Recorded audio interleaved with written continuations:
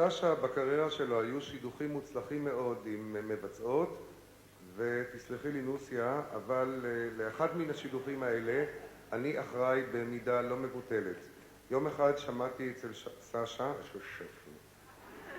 יום אחד שמעתי אצל סשה בפסנתר מנגינה יפהפייה, ואמרתי אולי אני אקליט אותה בקלטת, ולקחתי את הקלטת הביתה והשמעתי אותה לעופרה חזה. היא לא ידעה מי כתב את השיר, השמעתי את המנגינה, היא אמרה נהדר. ואחר כך הייתה פגישה בין סשה לבין עופרה. ותאמינו לי, אני לא ראיתי את סשה כל כך קורן בחיים שלו. וזה היה משתי סיבות נדמה לי, ולא ידעתי בדיוק להפריד ביניהן. האחת בגלל יופייה, והאחרת משום שהיא שרה את השיר במכה ראשונה בניקיון מוחלט. ומזה סשה מאוד מתרשם. עוד מחכה לאחד, עופרה חזה.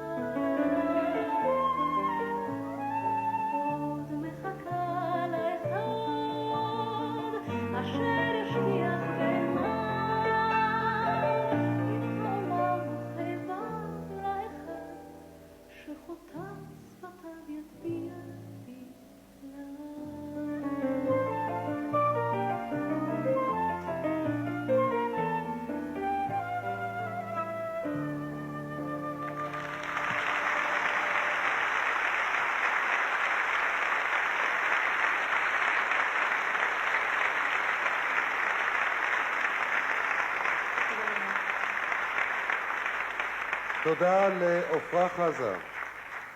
אני יודע שחלום קטן מן הילדות של עופרה חזה התגשם היום. היא מופיעה צד בצד עם אלילת ילדה.